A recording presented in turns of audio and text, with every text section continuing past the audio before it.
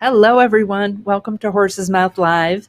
My name is Ellen Rogan, and I am so excited you're here. We have a great show for you. And as always, I bring you amazing guests that can give you fabulous information to help you grow in every area of your life, especially your business.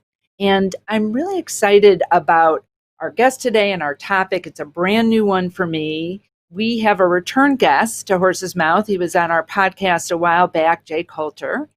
And I'll give you his formal brief introduction in a minute, but I met Jay when I was selling my practice.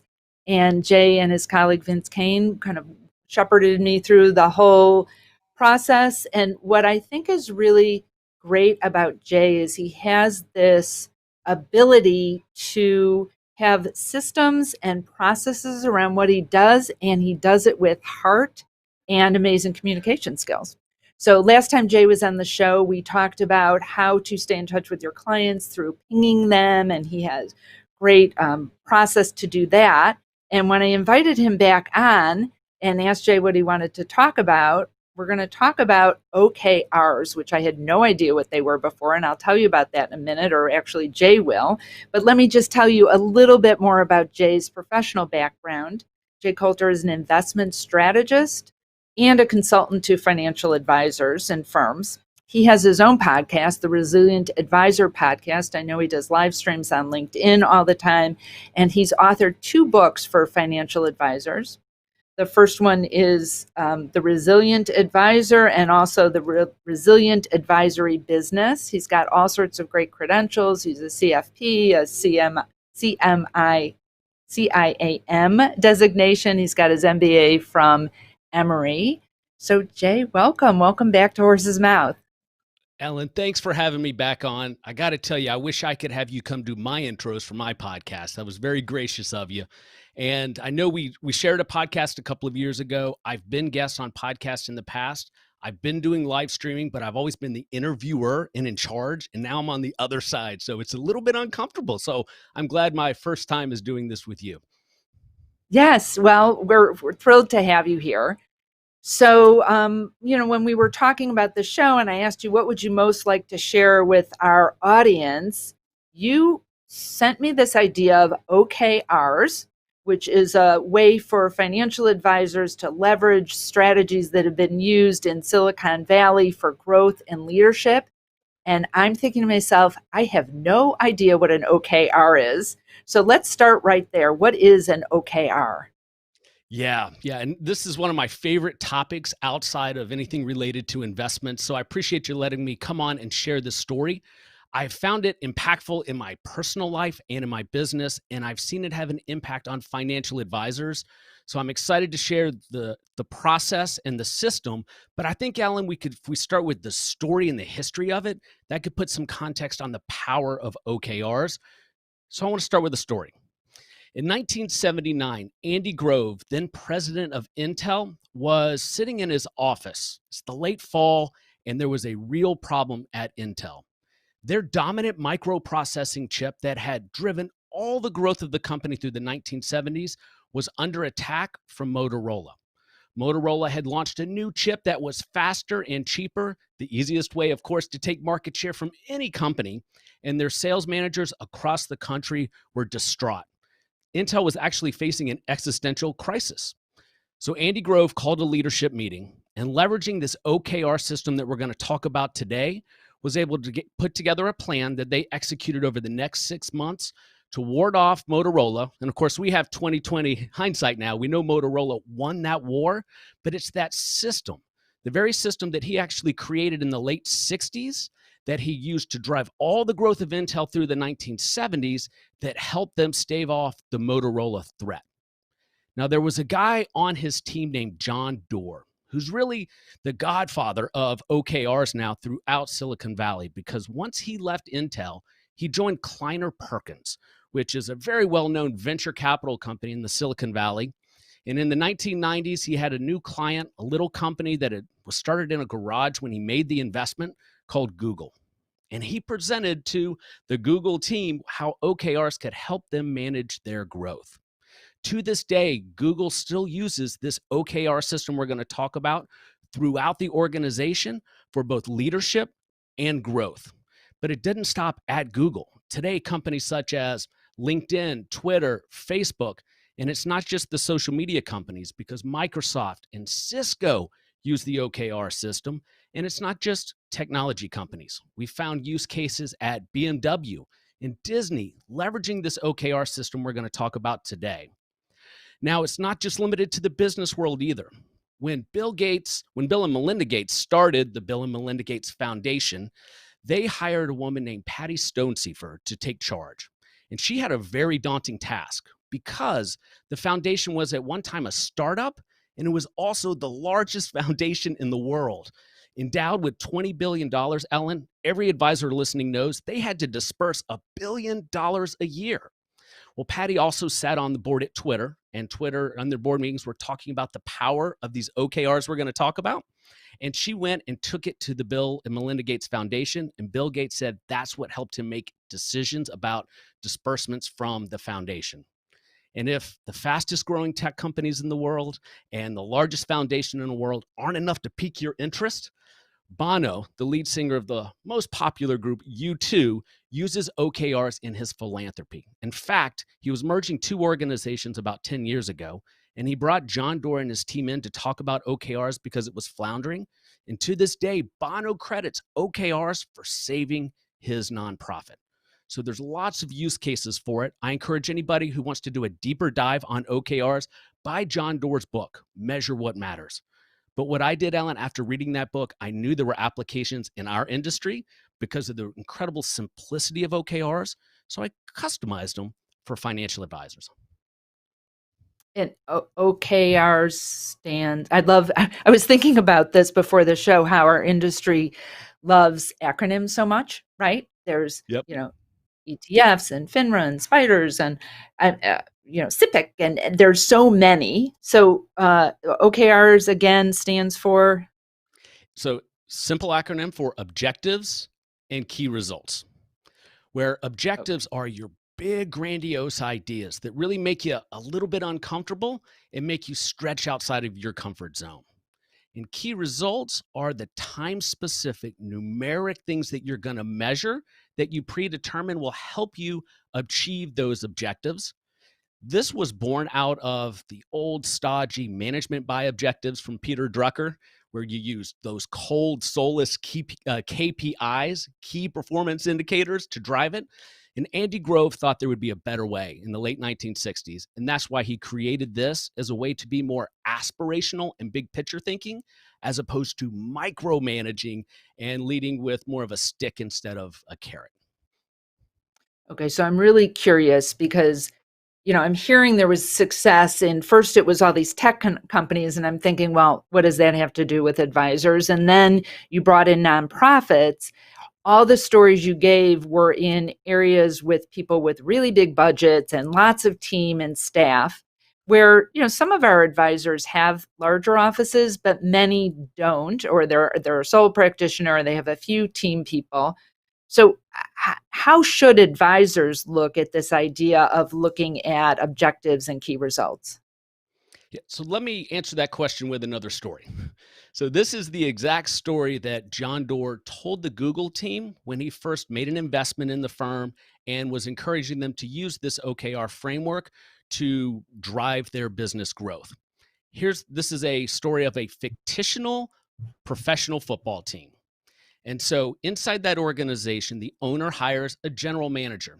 And that general manager has one objective, which is to make money for the owner. Again, I'm trying to keep this in simple terms so you can see how this can water flow through an organization or be used inside of a small advisory team.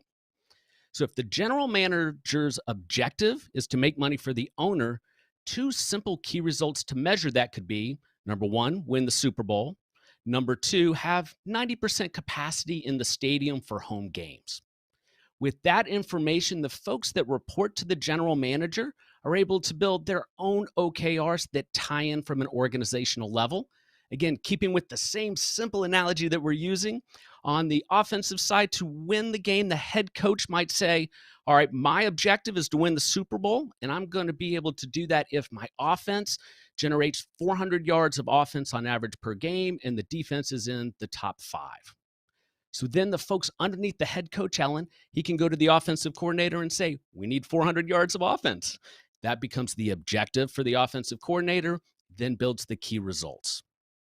Going back up to the top of the organization, remember the general manager didn't just want to win the Super Bowl, he needed to make money for the owner. And that gets down to the marketing side of that tree as well. So the CMO of the organization would have an objective of having the stadium at 90% capacity. So she could task her team with the key results of running 20 promotions in the local market and having their star on 10 media appearances. Whatever she knows historically will help drive 90% capacity. What that does is it provides clarity throughout the whole organization. And to use a simple term, it gets everybody rowing in the same direction. And it was that example when I read it in the book where I thought financial advisors, whether they're just a handful or a larger firm, could leverage this framework to create clarity in their organization that I find most of them lack to make sure everybody's rowing in that same direction. So, Jay, can you now bring an example down or explain how an advisor or an advisory firm might be able to use these tools to help them grow, to grow their business, and as a leader might help the person who's heading the firm, the founder, the CEO, run that firm more effectively? Absolutely. So here's the example that I like to give because it's really more indicative of most advisors out there. You're running a small practice inside of a wirehouse, or you have a small firm where there's an advisor, maybe a marketing person, and a CSA. So the example I give is by design because I don't want any advisor to ever have this be their OKR. And I like to be Socratic with this so people think through their own ideas because these are designed to be customizable and very specific to how you work. So say you're an advisor and your target market is dentists, 401k plans in the state of Georgia. Very defined niche, which Ellen, as you know, is important to have to grow your business. So that advisor might create an objective of become the dominant 401k leader in the state of Georgia for 401k plans, right, in the dental community. It's a big objective. I mean, that's a massive objective, right? So we need to figure out how we're going to measure that. And keep in mind, your objective can stay the same quarter over quarter, but what changes are the key results. So she might say, you know what, to do that, I need to onboard 3 new 401k plans every quarter, and I need to add 10 401k prospects to my pipeline. If I do that over my goal of, say, a year or two, I could become the dominant 401k provider to dentists in the state of Georgia. With that, her CSA could say, all right, my objective is the same as my advisor. We want to become the dominant 401k provider to dentists in the state of Georgia. We don't want these plans to leave. So my key results could be something like 90% client satisfaction scores on surveys to our 401k clients and 24-hour response time to any participant that calls in. Keeps them on the exact same page. On the other side, the marketing person knows that the advisor needs to close 3 pieces of business in the quarter. Ellen, we know how hard that is, as well as add 10 to the pipeline. So that person's key results could be directly related, numeric and time bound to helping the advisor accomplish those. And here's where that helps. And I think every advisor can relate. You come into the office and you think, what in the world has my staff been doing? Are they really helping me accomplish what I need to accomplish? And you should also know this, advisors, your staff comes in some days and they say, what in the world am I doing? What in the world is my advisor doing? I'm just punching a time clock here. Folks that use OKRs don't have that problem. So, how do you, let's say you have your objectives. So, let's say you're clear enough in your example that you want to be the dominant player in 401ks for dentists in the state of Georgia. How do you start to assess what are the key results? What if you just don't know? Is it a trial and error thing? Is because I could sometimes we wouldn't always know what are those steps to get us to that clear objective. That's right. It is definitely a trial and error. It takes a while. In fact, the more research I did on OKRs outside of just the book written by John Doerr, but other thought leaders in the space, it can take some of these, 1,000-person tech companies a whole year to get on board with it. There is an RIA firm in the Southeast that recently adopted OKRs, and they said it took them about 2 or 3 quarters. They hired a professional consultant to come in and help them, And when I speak to their advisors, they're on board because they learn through trial and error of the process.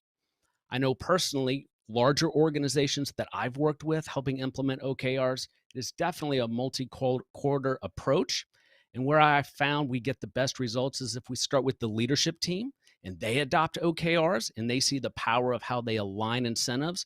And then you start bringing in other divisions and other folks. How do you have the discussion of what the objective should be?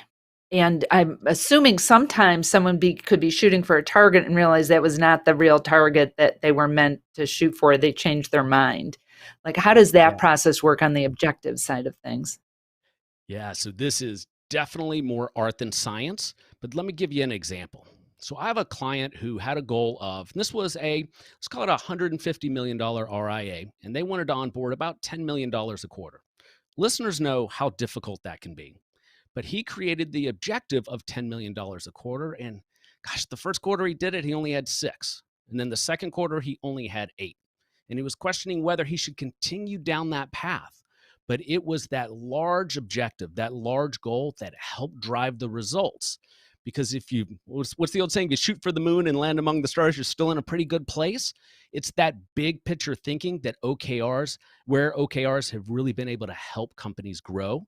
If you read John Doerr's book, he talks about Google specifically, where both YouTube and Google Chrome were driven by outrageous, audacious objectives that everybody in the company saw and thought could not be hit. But that is what drove the motivation to make it happen. And do you find that the objective needs to be something that is financial like that? Or is there an impact objective that could happen? Um, because I'm thinking about a couple different things. One, I'm thinking when I first started in my advisory practice, it wasn't a big goal like that, but I thought I wanted to work with people in creative arts like graphic designers and photographers. And I thought, wouldn't that be cool because they're so interesting? And then once I got into it, I realized they don't have any money and maybe it's interesting, but they weren't good prospects for an advisory firm. So that objective would have changed for me. And another thing that I found over time is that when I just had purely financial objectives, like raise X amount of net new assets or something like that, for me personally, it wasn't that motivating when I didn't add in another component there. I get that it's super measurable. So, what other things would get factored in here so that you're really driven behind that and your team gets inspired by it? And then also that you have some flexibility to make sure that you're shooting for the right objective. Yeah, and all very fair questions that generally come up as an advisor or organization are considering if OKRs are something they should try. And so I think I could best answer by a couple of examples. So I was working with an advisor that fell in love with OKRs after reading John Doerr's book. And so he called me and he said, Jay, let's figure out a way to build OKRs. And he had an employee who was in more of an administrative role, but had marketing aspirations, who went through the OKR exercise. And Ellen, you might relate to this based upon your first niche attempt. She was in the theater community in a major city here in the country, and she decided that her target was going to be people who work in theater. I knew she was not going to have a good experience with that because they don't have any money. It's not really a good market to go after, but she was so passionate about attacking that market and the objective that came along with it. But through trial and error, figured out that would not necessarily be a good approach. Another firm that we've gone through this exercise with that have adopted OKRs are very passionate about biblically responsible investing, and that flows throughout the culture of their organization. So they have language around that written into their OKR that everybody is supportive and behind. Another advisor that I've worked with that adopted OKRs is very passionate about socially conscious investing, and that permeates through his OKR structure. So it depends on the advisor. And I don't want to take us off on too much of a tangent, but what I have learned, if you're familiar with the Colby A assessment, you could do this with DISC as well. If you figure out the personality type on DISC or the modus operandi on Colby, you can actually figure out who's going to want hard numbers and goals to go after and who's going to want something that has more of a creative, aspirational theme to their OKRs. Yeah, that makes sense. And I like the structure around it because it's easy to just be in the business of doing business and not always doing those activities or tasks that are going to get you to where you want to go, whatever that objective is.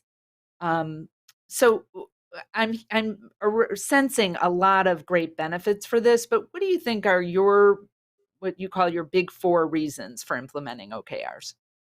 Yeah. So the real there's lots of benefits to OKRs. If you adopt them, you're going to find some things that really stand out. Number one, if your organization buys in, it really drives focus and commitment. I'll give you an example with myself. So I tend to get pulled and let myself get pulled, quite frankly, in multiple directions with different projects. And that's the nature of consulting. Now I know if somebody reaches out with a potential collaboration idea, if it's not on my OKRs for the quarter, I now have permission to say, no, that's not going to work this quarter. Let's talk at the end. Taking that to the financial advisor, especially if you're on the staff of an advisor that's all over the place, if they come to you with a project in the middle of a quarter, you can ask them, is this a priority over our OKRs? And what I have found is that actually helps both the support staff and the advisor stay on target, which really leads to the second point, which is team alignment. The example earlier of the advisor coming into the office and not knowing what the support team is doing, or the support team coming in and feeling like they don't have any guidance or leadership, that is completely eliminated. The third benefit is the ability to then track for accountability with transparency. Now, this sometimes is where OKR adoption runs into some friction. Somebody who's been mailing it in, not carrying their weight, pulling the wool over the rest of the team's eyes. This, you realize very quickly when you see what OKRs are, that you're going to get exposed, and that can create some problems in the organization, but also, flush out some of the potential problems that you needed to get rid of anyway. And then the last one is it enables and empowers you to stretch for really, really big goals. The advisor I mentioned earlier who hasn't hit that $10 million a quarter yet, like, he's okay with it. Hitting sixes and hitting eight, you're going to grow your advisory practice really, really fast. In fact, you will learn if you choose to study OKRs. The goal at Google is to never hit your objective and key results, but to accomplish about 70% of them. And they consider that you're sandbagging if you're hitting it every time. That's not what they're looking for. They want you to aim big and miss, as opposed to aim small and hit. And then what I've Yeah, the heard from senior leadership, the number one thing they get from it is it enables them to move from opinions to actual data. It's no longer a so and so accomplishing what we want them to do. It's something that they're pulling up on a sheet of paper. Are you finding advisors are using this in their performance reviews with their team? All right. So most proponents of OKRs will tell you specifically don't use this for performance because it makes folks sandbag those key results, like we were just talking about. But it's only natural, especially if you don't already have performance systems in place. If you choose to start doing some of your own research on OKRs, and there are a lot of rabbit holes you can go down on this, there's lots of software out there that can help you micromanage employees using OKRs. And I think I've tested most of them. They're overbearing, and I have found them to be a lot for financial advisors and have yet to find one that works well for financial advisors. And if you think about the way they do it at Google, which is probably the most successful organization to leverage OKRs, they do it in a Word or a Sheets document on their shared server. It's nothing fancy. It is something that is clear, it's done quarterly, and then that's what they use to manage their OKR process. For listeners here, I give away all my resources around OKRs. So if you go to jcoulter.com/leadership, you can download my ebook on it, which simplifies it for financial advisors, a PDF of a framework that you could use to build your own, an Excel file that you can use to build your own, as well as a Google Sheets that you can copy that will include a nice tracking system for you in there and a way to go and start building out your own OKRs right now. That's so generous of you, Jay. And I would also add, when I went to that page, there's a really great video of you explaining how this process works. And I think it would be a good refresher for people here, a way for them to share it with their team. And I was also thinking, like, how cool is it that you put that up there? It also may inspire advisors to, when they have something they want to share with their clients, that they could do some type of similar video. And if I remember correctly, it was your voice over slides, which normally we like to see people, but it was so clear and I would imagine less stress for some advisors than being on camera trying to explain a concept. Is that how you That's right. found it to be? Yeah, Yeah. so I have learned that we our attention spans are shrinking, and advisors' attention spans are shrinking even more through no fault of their own. Folks like you and I, Ellen, produce a lot of content and we put it out there. They can watch an interview like this and say, "Wow, OKR sound great," and then the phone rings. They're stuck on Twitter. Client comes by the office, and then they forget about it. And having those quick refreshers really help the value of the content that you're producing get adopted a lot easier. That's why I like the videos. Are you doing a lot of video work now? Yeah, more and more. And yeah, well, everyone's doing more videos now, whether they're live. This live stream with Horse's Mouth is new. For many, many years, we had our podcast, and it's been about a month and a half when we started live streaming, which I'm so appreciating getting to see my guests. And I find the conversation is really interesting. So, yes. And you inspired me that there may be ways I can explain some of my thought leadership similarly to is what you've done on my page. So thank you for that, Jay. Of course. Hey, I just steal from everybody else. We all borrow from each Yeah. other. Yeah. Well, um, great. So just one more time, it's jcoulter.com/leadership.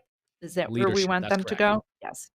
Great. So you guys all, anyone listening to this, please go there. And if you're listening and not watching the video where you can't see it coming up, the URL, it's jcoulter.com, JAY, jcoulter.com/leadership. Jay has always been so generous with his information. So go ahead and get that.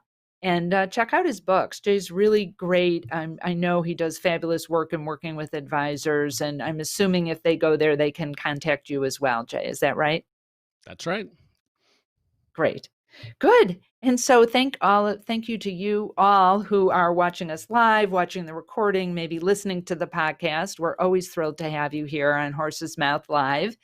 Again, my name is Ellen Rogan. You can find out more about me at my website, which is ellenrogan.com. And if you go to ellenrogan.com/horse's mouth, there's a special report there. There's some additional resources I've been adding over time that will help you grow your business. There's some new mindfulness resources that we've put up there. And just wanted to thank you for being here with us. And hopefully you will subscribe on iTunes and follow us when we do live presentations. The goal is to do these pretty much every Tuesday at 2 o'clock Eastern Standard Time. So we're thrilled to have you here. And again, thank you, Jay, for being here. Always so grateful Thanks to for have having our me. connection. And for all of you listening, remember the question to ponder today is how big of a positive impact are you willing to make? And I'll add for today's show, how big of a OKR are you willing to commit to? And remember, be great and create great every single day.